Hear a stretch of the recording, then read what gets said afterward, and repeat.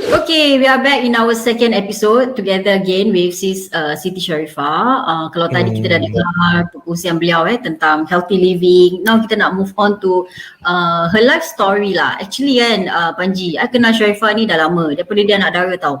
Actually daripada umur dia 13-14 tahun. Cuba bayangkan sekarang. Lama tu. Dia dah ibu, anak dua kan. Now she's in the 40s. Yeah, so you see, I know people long time, bukan 1-2 tahun. I kenal you je more than 20 years, Panji. I kenal Sharifah also more than 20 years. You see my relationship go a long way. Bagus. Simpan relationship. Good people need to keep what? Betul tak si Sharifah Kita orang baik lah tu sebab dia masih kawan lagi Betul. Sama-sama lah. Okay, before that. Before that. Podcast ni disponsor oleh Key Gustav.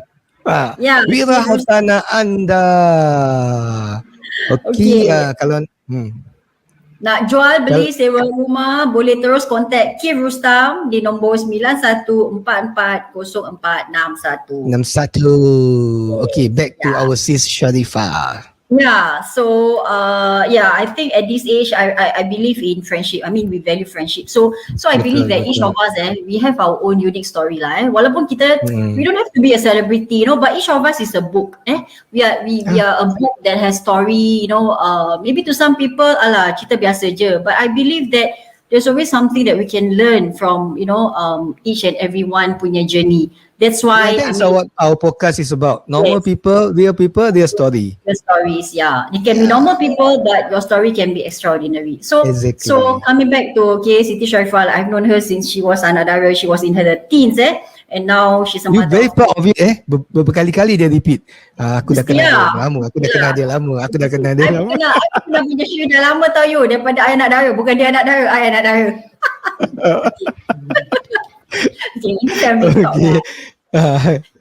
Faham. So, Sharifah, I understand that you got married at that period. I believe that during my time, I still believe that when I was your age, the first thing in my head is to study, study as high as possible lah. Mana terdaya kan. Lepas tu get a good career, then probably look for a life partner lah. But I know that you got married quite at a young age. And at that time, those yang datang to your wedding, kawan-kawan you semua tengah happy-happy, tengah hanky-panky, but you already dah nak settle down. So why at that, which year was that? In the 80s? 90s? No, 1995. 1995 doesn't matter. How old are you at that time getting married? 20. So because the reason why I got married early, because I've already got my BTO flat. So basically I think I knew my husband. I knew my husband I think when I was 16 now. So we already 16 dapat dating Hebat awak. Hebat. I 16 masih fikir O level, Sharifah. Ya ke?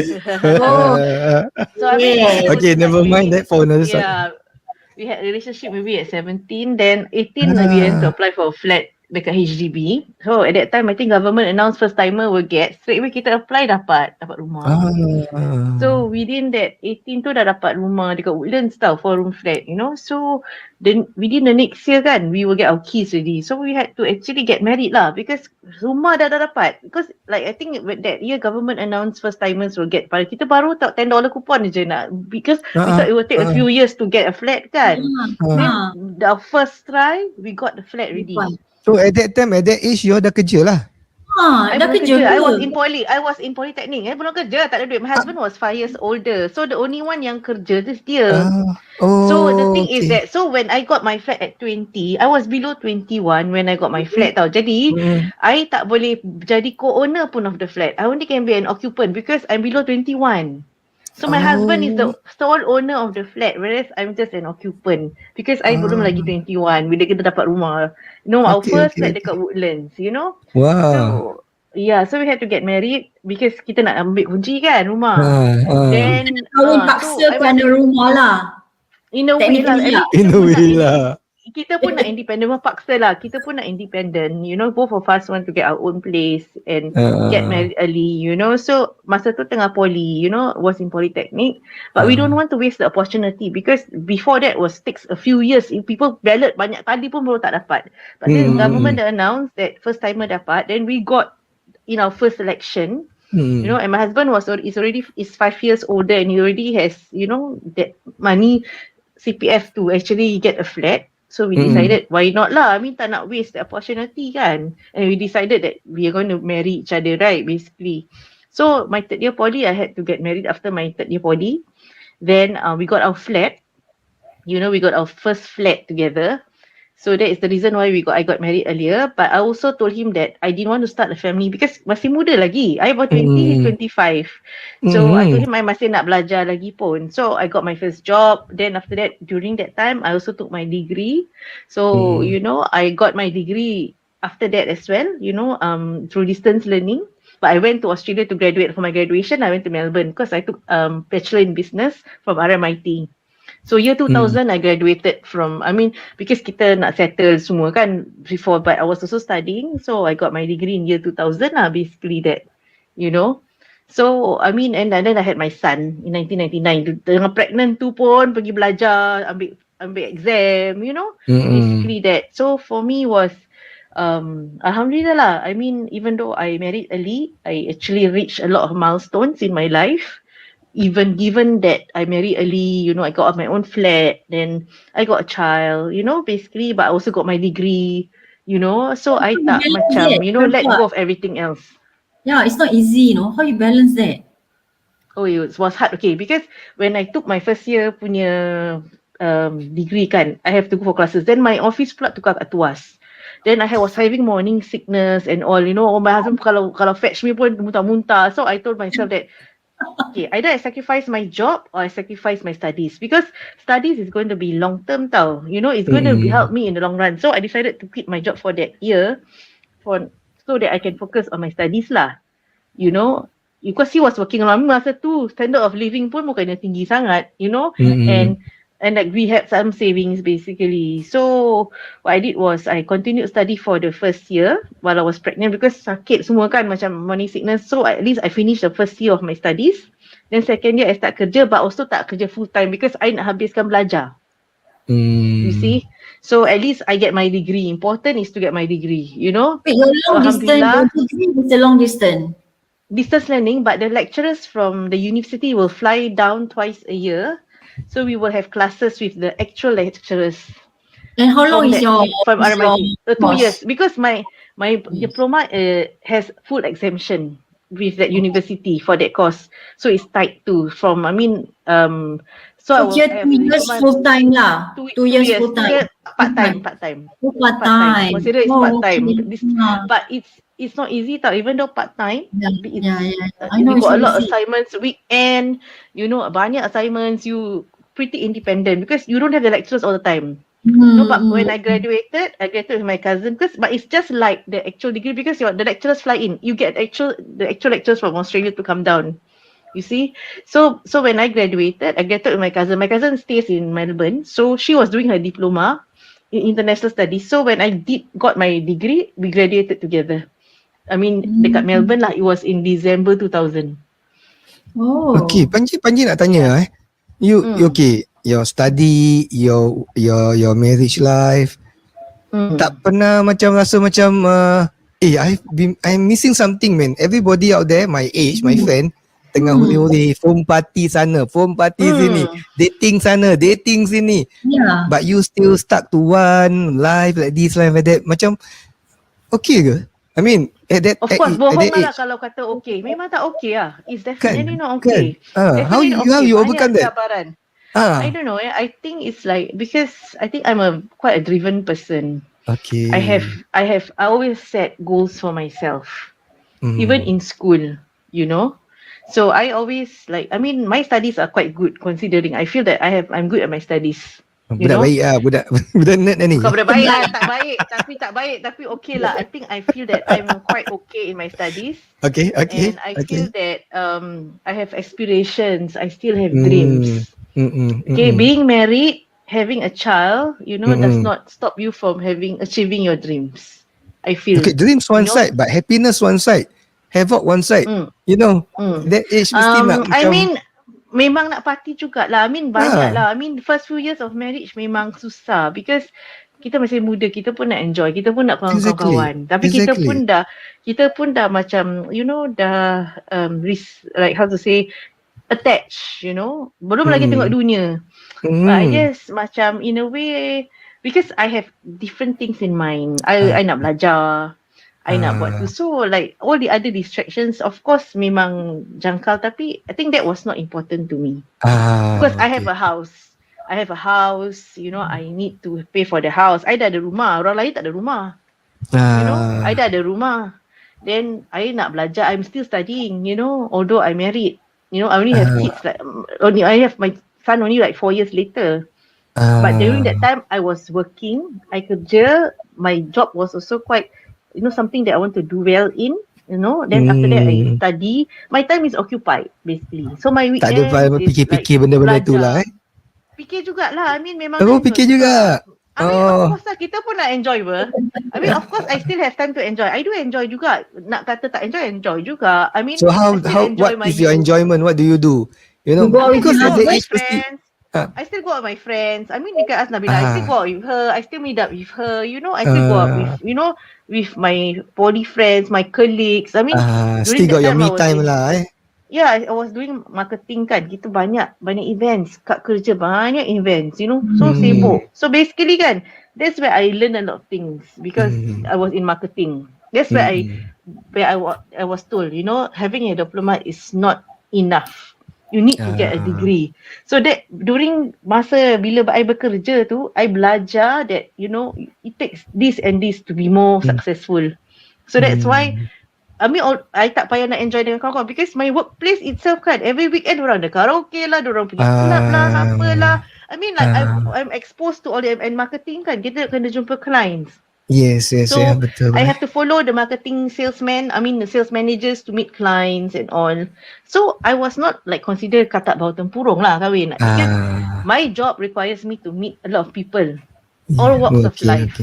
And that's when it dawned on me that, okay, you tak boleh stop at this. You need to work more. I mean like you need to improve and get a step ahead. That's when I decided to take my degree lah. But Shifa, during that period, right, with so many things, on your plate, how is your husband punya, reaction? Because to some men, it's like you're so busy. It's like got no time for me, macam gitu No, my husband is okay. The reason is my husband is even busier because that's the reason why I got time to do all this. He works. He works 6 days a week, more than 8 hours, and dia pun masa tu dia tengah main golf. He works in a country club. He was trying to get a pro cert. He's an amateur golfer masa tu, so he was playing a lot of tournaments. Means dia kerja 6 hari, and the off day tu kan, he train for his golf. Dia punya training. So balik kerja dia train, every day dia train. Then the off day, then his off days and my off days dia kerja weekends. I off on weekends. So we hardly meet basically. Both of us kan are like into our careers, into ourselves. Basically the first few years of marriage tu kan, is both of us kan is working very hard. Until I got pregnant, I was studying kan. Was studying tu, then macam I kena berhenti because dah macam not well, then I nak fokus studies kan. I tak nak, kerja boleh cari. Important kerja bila-bila boleh cari pasal kita masih muda. Important is to finish. Tapi the first 2 years of marriage tu, kita ni dua-dua sibuk dengan kerjaya masing-masing. Building up your own career. Okay. Yeah, that is the reason why lah macam kita tak ada masa nak, in a way tak ada masa nak sibuk dengan benda lain because kita dua-dua sibuk dengan kerja.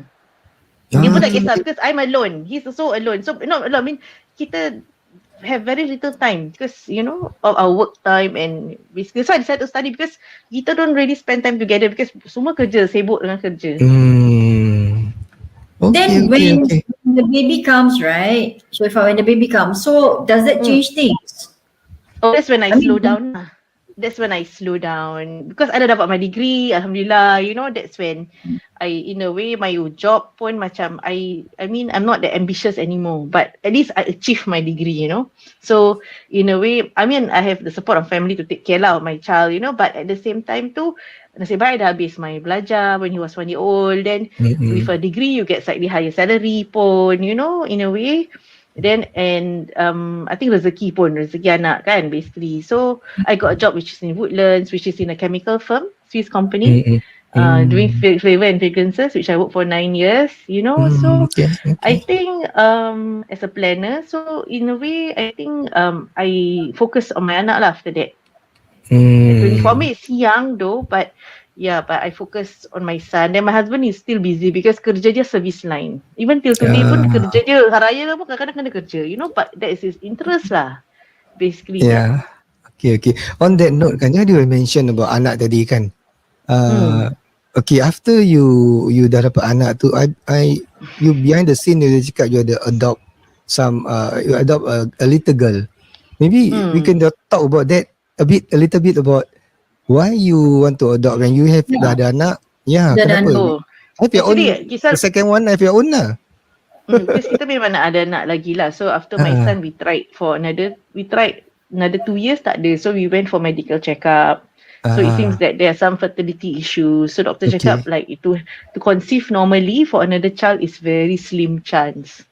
So pada masa tu nak pergi treatment so mahal, tak subsidized macam sekarang. 20 years ago tak ada subsidi for IVF or whatever kan, and the punya success rate is very low. So doktor cakap daripada you spend this $10,000 then belum tahu boleh dapat baby, I will give you a letter, you go and adopt. At least you dapat, you spend this $10,000, you dapat ada baby. Basically that lah. This is what the actual thing the doctor say me. The option lah option. I write you a letter. Doctor cakap so supportive. Doktor cakap I write you a letter, dia kata. Jadi you nak adopt senang. Kalau you nak adopt. Because at that time, like, a lot of people were having fertility issues. So, I mean, even my colleagues and all. Because mungkin masa tu pun maternity 2 bulan. Kita semua kerja stress. Actually, my peers pun banyak pun anak 1 je. During my period of time, I think kita kerja stress, apa stress kan. Now I think it's worse. Now lagi worse Betul. Yeah, exactly. Yeah. But the thing is that but doctor say I kasih you surat and then at least you pergi adopt, you spend that money, you see a baby. This is what the doctor told me. It's a guaranteed thing lah. Jangan waste time. So you finally decide lah to just adopt lah, no need to look.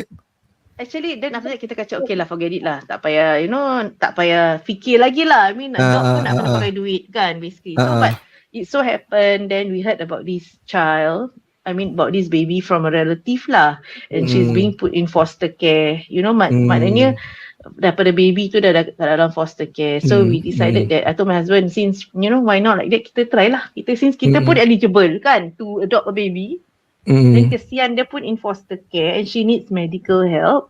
At that time if we can afford it, why not we just adopt her lah, since macam kita pun tak boleh anak lagi. So why not kita adopt her lah, since kita ada opportunity kan, When you say medical health, dia ada medical health apa? Dia ada sakit apa? Heart problem, maknanya dia ada hole in one of the arteries. So she cannot go for surgery because tak ada orang yang boleh sign unless you adopt her legally. Okay. So then she has a heart. Then so what we did was we adopted her. We went through the process lah semua lah. Then we adopted her about 2 years plus. Then we got her to do her surgery to close the hole in her arteries. Then the surgery tu, then of course I think that time was about 2 year plus. Then about like bila dia nursery tu, bila kita hantar dia pergi kindergarten, nursery like found she got some developmental issues lah. So she was also diagnosed with low IQ. So sekarang dia dekat Mines, But tapi sekarang dah 18 years old lah. So alhamdulillah. So yeah, in a way, so that is the thing lah. So we have one boy, my son, biological son, and my daughter lah, who's adopted. Okay. When you and your husband decide to adopt her, right? At that time, you know that she is physical condition. at that I mean, time? we knew lah. Tapi macam kita dah nampak, we saw her already, right? So kind of like macam kesian. Then we like, fell in love with her also. Then masa tu, I think kita masih financially, I think we could afford it lah to get her the surgery done. And I mean, of course, you're evaluated mentally, financially, everything. I mean, MCYS is very thorough basically. Alhamdulillah masa tu kita masih ada rezeki, to help her. Like, why not? I mean, I don't have to pay 10,000, but because this is through foster care kan, tapi at least that money I can use to help her for her health, for her surgery, or for her whatever that is needed for her lah, basically lah. So we had to get a helper because she has breathing issues because of the artery kan, the hole. So and she got very weak lungs masa tu lah. So a lot of challenges, banyak dugaan. So that's why if people nak adopt kan, nak kena fikir masa-masa, because whether you are willing to go through the whole thing, because it's not easy journey tau. It's not easy journey. So I mean, if the child is healthy, it's good. I think there are people who actually adopt child ASD. You cannot tell kadang-kadang from baby tau. Yes. But these are the challenges that you need to go through. And kalau you sanggup, tapi kalau tak, then but sekarang I think options are so easy tau, IVF ke apa-apa, so easily accessible, unlike last time, like 18 years ago. Now if you can try for your own, why not? Because it's subsidized and all, but if you want to adopt, then have to think carefully, because like the background of the child, are you willing to take care of a special needs child? This is going to be a for life tau. And you're going to pass that to your own child later on. So of course, orang cakap anak syurga, you dapat pahala. But at the same time kan, are you ready? Mentally, physically, financially, everything tau. All this will add up to your stress. So fikir, think carefully before you want to do anything. How old was your eldest son when you decided to adopt the girl? I think my son was about 6 years old. Does he understand at that period, at that time? Masa tu, I think he don't really kecil lah. I mean like ada adik, kita pergi hospital, kita tengok, then we have the handover and all. I mean, my son is a very easy child to, to take care, manage, and he understands. He's okay with it, I mean, he's okay. He doesn't really mind, So Alhamdulillah lah. I mean, it was easy lah. The transition was easy. Okay, I want to ask, how about your relative, saudara mara dapat tahu kan, kau ada anak special. So, okay, jangan how is their close? Tiba-tiba je jadi close atau tiba-tiba je mana everybody hilang, semua tak contact atau macam mana? Tak.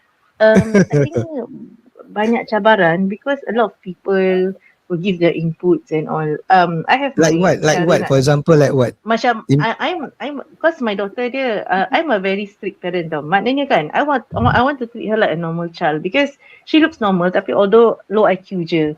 So in a way kan, I will want to treat her like a normal child so that she will she nak like assimilate into society will be easier. Tapi orang cakap, oh you ni garang, you must treat her special because there's special needs and all kan. Tapi for me tak, because you know why, you need to treat her as a normal child, then she will grow up, at least she can survive, and she can survive, because this is what I told like my mom, my relative, like selagi kita kasih leeway, then dia takkan belajar tau, because this world, this society is very cruel. It's a cruel and tough world out there, and you need to teach them to be independent. You are helping them. At the end of the day kan, you're helping them to be independent. So this is the reason. I mean, a lot of disputes. Banyak orang komen, cakap. Kita kadang-kadang pun rasa, Ari buat salah ke, apa ke. But she achieved so many things recently.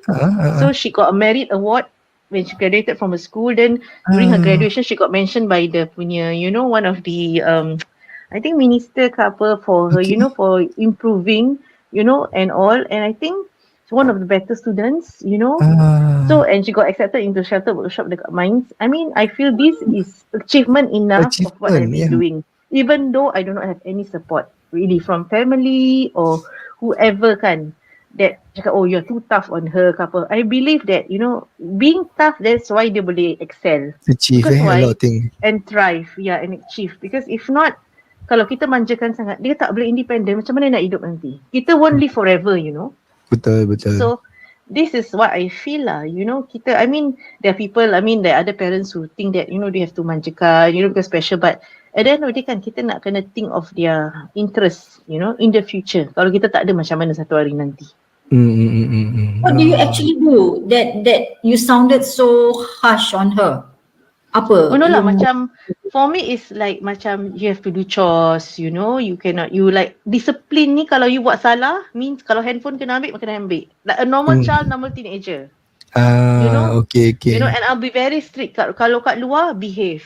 No jumping on people's bed, no jumping on people's sofa.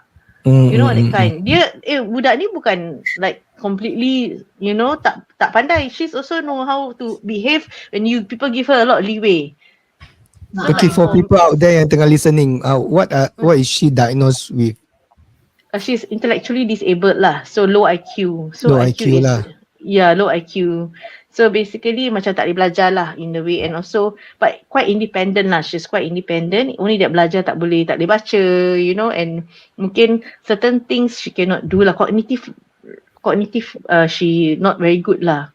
But pakai handphone boleh, tak ambil video tahu, but she can eventually. But the thing is, one thing is very simple minded. Jadi kalau orang nak tipu senang, because orang low IQ kan, they cannot mainkan. Yeah, so that is why they need protection. But at the same time, kita pun nak kena ajar lah, because all this is conditioning and nurturing and how you gonna teach them, in a way. So I believe that kita as a parent kan, kita nak kena, believe in what we are doing. But I think I have some other parents are the same, who think the same way as me. Anak dorang pun special needs, but very independent as well. So I think that is something that, I receive a lot of criticism from family, especially lah, no support, But I think at the end of the day kan, kita nak it's kena your call, tahu yang, it's my call, and I know what I'm doing is correct. It's quite, it's very challenging lah. It's not easy. The road is very challenging, and if you don't have family support, it's even worse. You say family support. What kind of support that you need? Definitely not money, but what kind of support? Like for example, my mom, let's say for example, macam I punish my daughter tak boleh ada phone kan. Nanti kalau misalnya dia buat salah, my mom will give her a phone behind my back. Kasi dia pakai. Oh, naughty lah. Your mom tu naughty actually. Macam kira kan like, macam kira kan kesian, you nak marah dia pasal, like you punish her, you kan tak boleh punish dia macam gitu, atau tak kasih makan, because dia ada ADHD juga. So I tak nak kasih makan gula, I tak nak kasih makan chocolate sweets, or I try not to give her fast food. Tapi nanti kalau nenek dia bawa keluar, nanti belikan McDonald's. Of course lah budak suka, you tahu tak? So whatever you advocate kan, doesn't work. Because got somebody spoil the then the child will be rebellious. You see? Then you become a bad person lah. Save me. Exactly. So it becomes like macam a lot of, then orang lain pun macam my aunt semua, kenapa you marah dia, because budak-budak kadang tahu apa nenek ada orang backup, orang buat act up buat in public. Yes, betul. You cannot control. Because orang tahu. They're smart. They're smart. Yeah. Everybody not on the same page. So the guy exactly. Dia special needs. You tak boleh macam ni, tak boleh gitu, No. My kid have to behave in public. Get what I mean tak?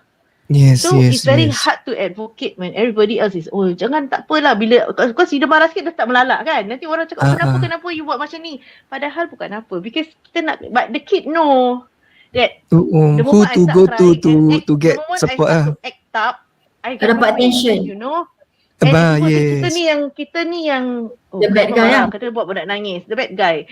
So this is what I'm saying with no support. And I also get ostracized by family basically like that, So in a way, but I know my daughter achieved a lot of achievements in life. Now she's very independent, and that is something that I'm very proud of, because I think that, whatever that I'm doing, I'm not her, I'm not touching her, but I'm teaching her to be independent in future, to be the best version that she can be, despite her disability. Nanti kita lepas podcast ni, you bagi the link, bagi dia orang dengar tu semua. Siapa yang tak bagi support tu, korang bagi dengar, because you cannot reach them, right? Let us reach to them. Korang faham tak? Dia bukan nak dera ataupun nak go against you all, tapi dia nak the best for the child. She as a mother know the best for her. So you jangan nak panjang action pandai lah nak cakap okay this is the best way that the mother know the best way lah kan I have betul tak people I have friends telling me, oh kalau mungkin kan, kalau you banyak duit, you can send her daripada kecil tu to the best school, best like you know early intervention, maybe she can be normal. There's no such like thing. wait, People will itu bodoh tu. Orang semua itu orang semua cakap kan. You know, people kan will say all kinds of things like, oh they know better, they can do. Tapi yang I've did my best, you know, I've done my best. I've sent her for early intervention, I sent her for a lot of things, you know, basically.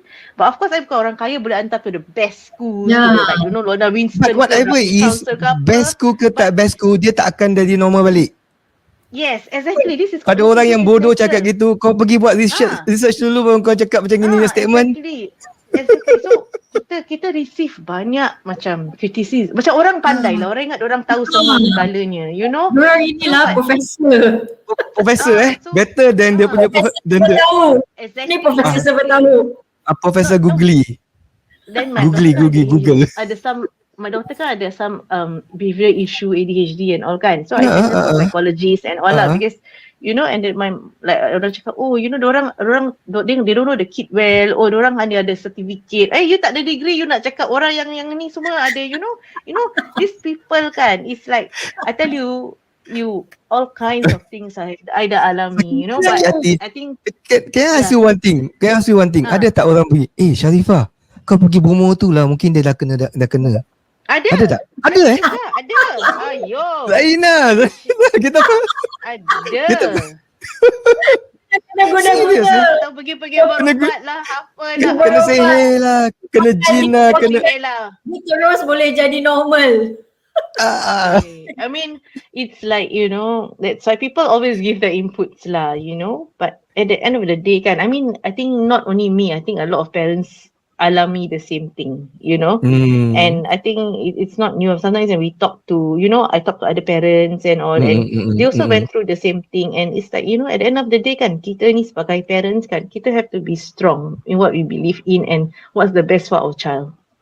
Betul. You know, betul. And I have another parent who's also anak dia pun special needs, and you know, we advocate the same thing. We are both strict parents. Kita dua-dua memang strict. You know, but we know what we want for our child.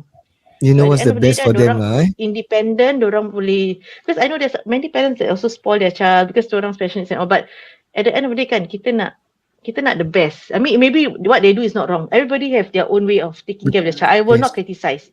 Semua tersendiri.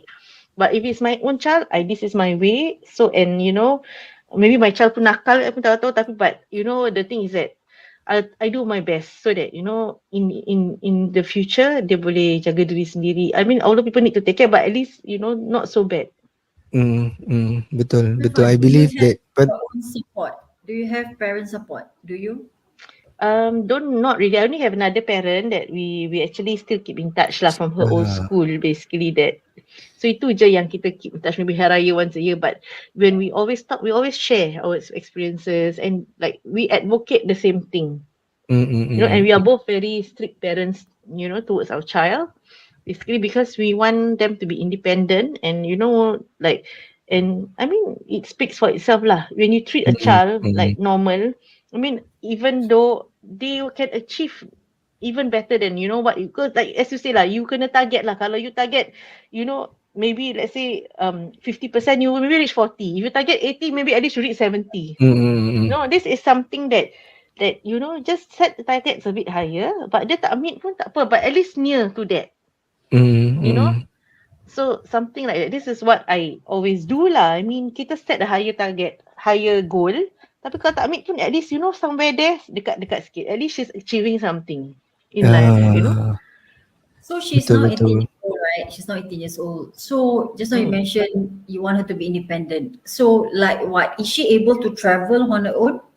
Sekarang travel because kita belum trust, but I'm sure she can. It's just that kita belum trust lagi. So but next year dia masuk the sheltered workshop. So which is the same location as a school in Woodlands. So I'm gonna train her to take the train. I wish she can. I know she knows. But only that kita takut macam ikut orang ke apa kan. So until like But I'm gonna start training her to travel on her own already. She knows. Ni takut nanti kalau melencong kat tempat-tempat lain ke apa kan. That's the only thing lah Oh, kan. she can be easily distracted, is it? Yes, exactly. She can be very easily distracted. What is But of course, what is her weakness? Macam ada orang dia tengok kereta api ke apa dia ikut ke tak fokus. tak lah, What is takut macam her orang, weakness? takut orang offer dia makanan ke, offer her gula-gula ke, chocolate ke, strangers talk to her ke. That's the only thing yang kita takut lah, dia ikut strangers kan. That's the most important. That's the only thing kita takut is ikut strangers. Other than that, okay. You know, I think she can know how to cross the road herself and do all the stuff. But takut ikut orang je. You know, people kan ambil kesempatan. Itu yang kita takut je. That's the ultimate achievement lah. Kalau dia boleh pergi sekolah sendiri, balik sendiri that is that's like the thing. Yes, correct. Yeah. I think that's the only thing dah. Yang lain semua dia dah independent. Hanya nak pergi sekolah. How's the communication skills, Sharifa? How does she communicate with others? Okay tak? I mean, orang boleh faham. Okay, she's very, boleh. She's very friendly. It's just that, but of course nanti, she's very talkative lah. Pasal dia ada ADHD kan. So the problem is she's very friendly. She talk to everyone and anyone. Itu yang kita tak nak, because people will know. The moment she start talking, people know she's special needs already. Yes. Kalau Then people will take advantage. Yes, itu je yang kita worry lah. Other than that, kita okay. She's quite independent. Lagi dia perempuan kita pun nak betul. Yeah. Yeah. Guys kat luar sana kita ketawa tapi it's a fact you guys banyak kita dengar, kita pun pernah interview another lady with special anak ada special need. They need the support from you guys. The support is, kalau you tak nak support, tak nak apa-apa, tapi tak nak cakap, if you got nothing to say, jangan say. Nothing good to say, don't say. Nothing good to say, don't say. Don't say anything. Yes. That's the thing. Jangan nak tukuk tambah lah, nak bagi cadangan yang ridiculous lah, you know. Kalau you nak, fine, now that we are aware of this situation, right? I mean, we are also, I think we should be, empathetic community kan. Sekarang kita tahu this thing exists and kita pun nak be a inclusive society kan. Now school pun have all these special need kids, when they think that they're not so wild atau not so dangerous, they will blend together with the normal kids, right? So I think bukan dangerous lah, tak dangerous. Jangan not so dangerous. Could you cakap not so dangerous? Masa kita takut orang macam ranting ke. Sometimes they have their trigger points kan. That's the thing. Yes, correct. Yes. I mean, ada different spectrum lah. Because special needs kan, ada ASD, ada different spectrum. So I think society is more accepting right now. It's just that like my daughter kan. We shouldn't be judgmental lah. Sorry, Sharifa. Betul. Yeah, you were saying. I think people sometimes think they know better, but at the end of the day kan, the parents who are taking of them knows best. Then at the same time, I think a lot of parents worry about their kids' safety, and if they're not around, who's going to take care of the kids? I mean, the parents themselves have already enough burden and worries tau. And the stress of taking care of a special needs child is really can be very, draining, and a lot of parents suffer burnout. And the last thing they need to hear from you is your criticism and telling them what wrong. You can do better. Or you can what you're doing wrong. In a way, what I mean? So giving you judgmental looks and all. So for me support is, if you got nothing good to say, don't say anything. But if you have good, if not, then you just give the support whatever you can. Tak payah nak cakap macam-macam. Basically, I think a lot of parents will just appreciate, you dah doing a good job, or something like that, Just a smile also will do lah. Kalau kat luar you tengok dia tengah act up, kan? Yes. Just give some understanding. You already know, tak payah nak apa-apa lah, but I think these things are getting better now. It's I mean, mereka ni yang I punya generation orang tua-tua lah kan, yang but I think as the younger generation, they are more educated, they are more understanding, and they know how to get help, and they learn, so I think it's fine. It's just that kita punya generation lah, my anak ada 18 kan, so the generation before this is the one that is not so educated, and they are not very open to new ideas. But I think the younger generation should be, alhamdulillah, should be okay. So Sharifa, for the future, it's like you know, right? We don't know who will go first. So it's like your husband discuss about this. Yeah. So I think Then, like my son maybe will need to take over, the job of taking care of my daughter. But at the same time, I think like, he's my only son. So whatever that we have will be left to him lah. Like one thing we tried, as I say, we try to like not burden ourselves. Like our house is fully paid for, mortgage fully paid for, maybe at the most loan kita ada kereta je, at the most, we both still have jobs. We're saving for our retirement so that we won't burden. So in anything happen kan, I told my son, you have everything from us. You dah anak lelaki seorang je. All my CPF is to you. Everything you. So you have enough money to take care. There's no excuse. Even this house will belongs to you. He already got his BTO. Then next year he's getting married. He's getting his own house with his, future wife. But he has his own house. But everything that we own will be to you, and that will be a big sum of money. So there's no excuse that you got no reason not to take care, because I think I'm not leaving you. Tapi kan, can I ask you a question? Is it fair for him? That's why, I mean, that is sometimes my regret. Not regret lah bukan nak cakap regret lah. In a way macam rasa jangkal, like but I already made the decision, Maybe this is saham akhirat dia nanti, kita pun tak tahu, or our saham akhirat. So in a way that I think I used to have this guilt. I mean, truth to be told, I said like, why did I choose this path? Then end up I'm burdening my son. Nak kata tak fikir bohong. Betul, I fikir macam ni. But I rasa I make sure kan, I prepare when I leave, I have enough funds to leave to him, to take care of her. You know what I mean? Jadi apa-apa dia cuma nak give the tender living care je. The financially is not an issue. Financially I think not an issue pada I. Kalau I kira-kira apa-apa semua, I think financially apa-apa, because he's the only son what. Apa-apa yang kita tak ada, both of us tak ada, it will be to him. Yes. The only thing that you need to is to take care of, and she's very independent. Basically dia independent. Hanya ni kena ajar dia behave je lah, pasal dia punya IQ tu macam budak-budak kan. And she's going for a workshop. Nanti next year dia dah 9 to 5 workshop. And when I went to the workshop, orang-orang tua pun ada, because they get jobs to do like macam fill up headphones, pack headphone for SQ, SIA, they can do baking, they can do. So she will be occupied for Monday to Friday full day. Macam kerja juga, tapi tak ada gaji lah, I mean allowance saja. But she's occupied Monday to Friday. That's all. You don't really have to take care of her. She's pretty independent. She can travel herself lagi bagus. You need to just track where she goes, come back, make sure she comes back on time, make sure she takes care of herself, Basically, she's very, so I make sure kan, she's going to be very independent. She can take care of herself in future. Okay. But Can I ask you, how about her social life? How do you integrate her into her social life, activity, friends macam itu? Or you just simpan dalam rumah? Dia pergi playground and all. Of course dia kalau supervise. IQ low kan. No, she's on her own. Tapi dia campur semua budak-budak.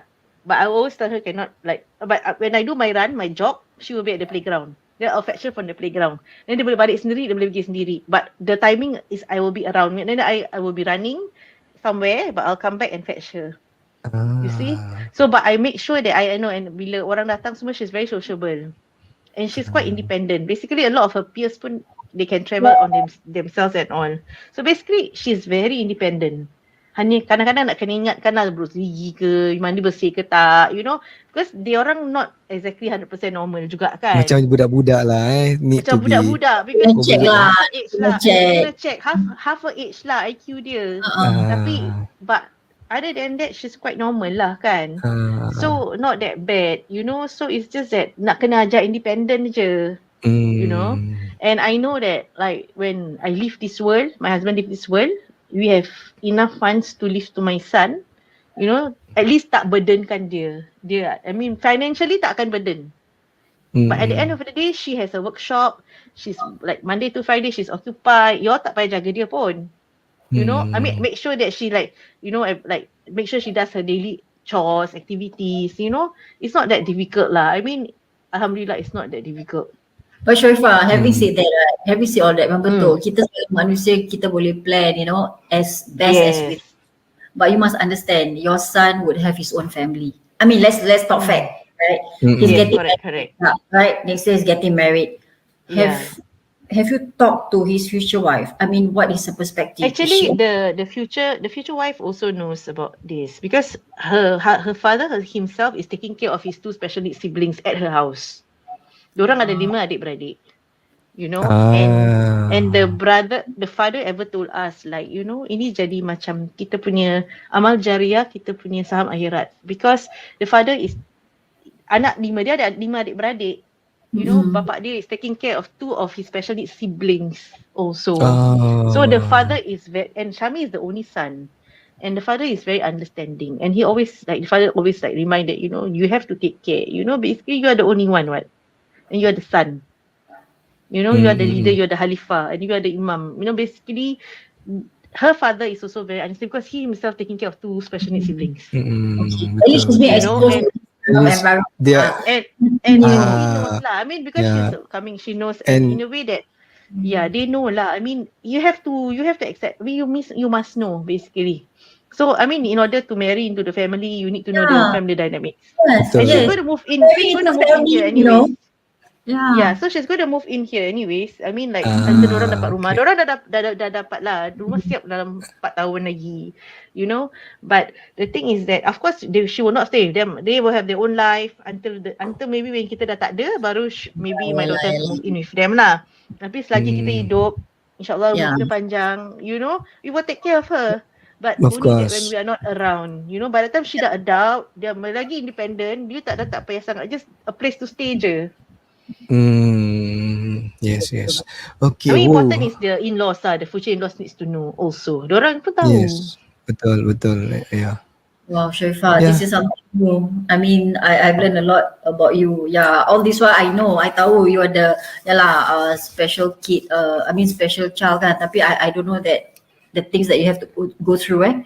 So in this podcast, you know more about her lah after 25 years. Yes. Yeah. So I really wish you well. You and your husband well. Yeah, I think you have This gone is a long the big driving force why I have to be healthy and why my husband also have to change his lifestyle, because we have so much at stake. And we don't want to burden our only child. Basically there's a lot of guilt also. But at the end of the day kan, kita je boleh ubahkan hidup kita. Orang lain tak boleh. So you have to take the first step. Yes. Yeah. Yeah. Okay. Tersedih sikit macam It's like easy. see, this is what I say. I might know her for 20 over years, but you see when you really sit down and talk and share from the bottom of your heart, a lot of new things that you get to learn from each other, right? Yelah, you tak tanya, dia tak bagi tahulah. Yeah, but sometimes kadang-kadang, how to say I mean, you don't just, this kind of thing, you don't just like ask Suddenly like tak that. tanya. Betul. Yeah. Simple. I mean, Aku you cerita don't entah share Zaina with ni people. nak tanya aku macam ni It must work both ways, you see. So I believe that today kita punya intention pun bukan, it's not just about me. It's like, yes, I learn a lot of things from Sharifah, but at the same time, I also hope that our listeners out there who are facing the same situation, whether dari segi health ke atau dari segi having a special need, how do we face it, not just now but in the future. Now we are around, okay, kita boleh plan everything, but when we're not around, how? Because life goes on kan. So this is the mental preparation, and alhamdulillah Sharifah already set the financial preparation, but the mental, the emotional, which is something that kita serahkan pada Allah Subhanahu Wa Taala. I think he knows best. I think he knows best. I think you are the chosen one, Sharifah, seriously. I think you and your husband, I mean, inshallah. even Amsha, I mean, you are the chosen one. So I think that's we are not good. perfect, we are not perfect parents. Nobody is. People, but we try our best, I mean, inshallah, we try our best, Cuma you got extra point je lah. Tak tahulah, kita tak tahu, kita boleh diberkati, inshallah. Apa yang kita buat ni, Doakan yang terbaik.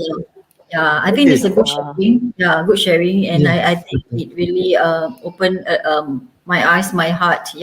About and you know her better No, kerana we think that we know that person, but until we really sit down, talk things out, then you know what kind of person or what are the things that our own friend, went through. is going through Yeah, exactly. Correct. Yeah.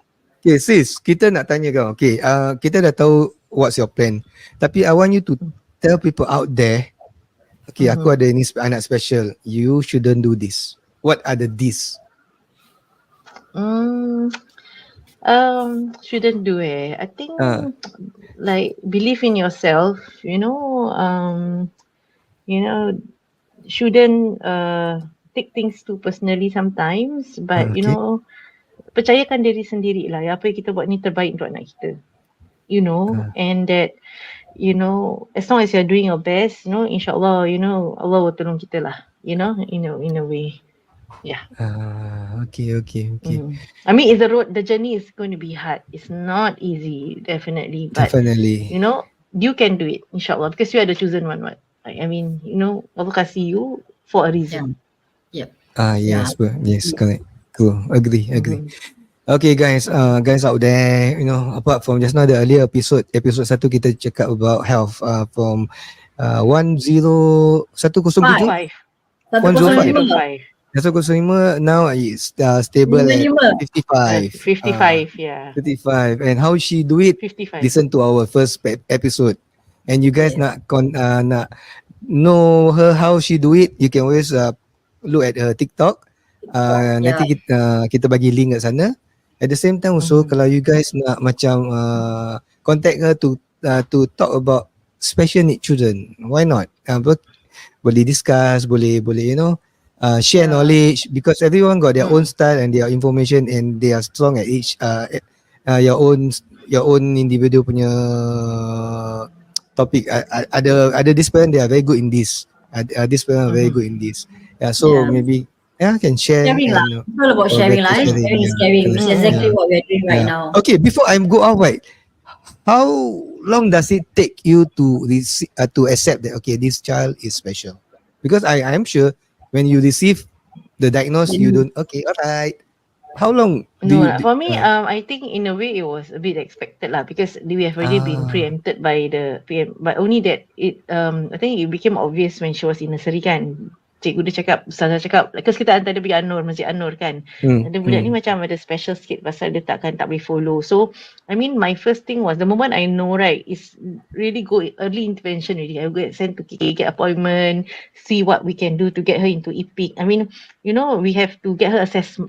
And for me, was straight away macam, okay, buat kerja. Okay, get her assess semua. Macam, because kita dah expected, because her health issues memang dah ada kan. So, it's a matter of secepat mungkin you nak get her to get the early intervention. So she was sent to EPIC so that she can get to school and all, to get the correct help lah. That was my my main concern when we knew. You reacted fast lah, Sharifah. At least you are not a parent. I think you reacted fast. You already know. Tak deny for so long Banyak parents memang in denial. Mine is adopted, I know, but many parents are in denial, which is I've heard banyak stories. So, but for me was I dah in a way expected, but the moment I know means kita nak seek help already. Maybe she's lucky lah. Yeah, I would she's say lucky lucky that you have chosen her. Yeah, or ni Allah punya plan lah. That both of you. Yeah, at the right time, at the right place, memang Allah dah susun so that you will guide her throughout her life, insyaAllah. InsyaAllah. Yeah. Panji pun doakan yang terbaik for you and your family, and InsyaAllah, amin. Hopefully the journey now is better lah than before lah. InsyaAllah. Okay, any last note, Zarina, to say to us? Actually, I would like to thank Sharifah so much for your sharing. Yeah, okay, really, from bottom of my heart, thank you so much for this sharing. I think it looks quite easy for you to share, but I know I think it's because of your life experience that you make it sound easy and macam tak ada benda.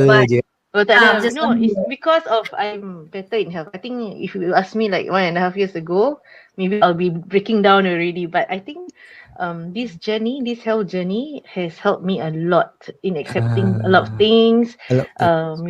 Health, I say mentally, physically. I mean, it's a lot of stress. Tapi Alhamdulillah, I think that's the reason, that's my biggest why to actually be healthy. So now when I speak about it, I can actually be, accepting. Kita kena harus accept tau. In life, it's a lot of acceptance, a lot of Yeah. Lagi at therapy this and all, age, but Dah reda lah This is your Reda. lagi at this age, yeah. I mean, I think Yeah. the most important achievement in my life now is actually be healthy, then, and tak menyusahkan orang, and, do the best that I can, Yeah, whatever it is, then, kita serah pada Allah SWT. Yes. Now we know. Alhamdulillah. Alhamdulillah. Yeah, Yes. that's our Thank doa you, for Sis Sharifah. Yes. Okay. Thank you for having me. Thank you so much Okay, for your time. yeah, okay, Yes, thank you very much. thank Okay, you. guys, out there, podcast ini disponsor oleh Keep Rustam. Wira Hautana anda. Okay, kalau you guys nak know more about him, you can always contact dia di talian 91440461. Ataupun di TikTok beliau di kif.rustam. Okay, on that note, Panji Syafi'i di sini. Saya Zarina Zaharuddin. Thank you for watching us, listening to us, and please do like, tag, share. Yeah, Sharifah, I think your share is very good. You never know Yes. who it will reach. Yeah, you never know who can motivate. Lagi we are going into the new year. Yeah, my best Yes, best betul. wishes to you. Ya, doakan kita semua ni pun bersemangat bila dah dengar you punya story kan. Lagi macam semangat lah. Macam mana pun nak kena pagi-pagi kena lari lah, kalau tak pun buka tingkap tengok matahari Tengok udara, tengok matahari dekat sampan. To that extent. Yes. Oh ya, Yes, Panji, yes. besok I will message you you dah keluar rumah ke belum? Rumah dia Dah depan keluar tu rumah. Dah keluar rumah tengah makan nasi ambeng. Okay, so I wish you all the best, and since we are going towards the new year, happy new year, and Happy New Year everybody. happy new year. Yes, and, okay. Be happy. Yang penting be happy. Be happy, stay healthy. Yes, be happy, stay healthy. Correct. Okay, Assalamualaikum. Selamat be safe and stay safe. Bye-bye. Bye. Cakap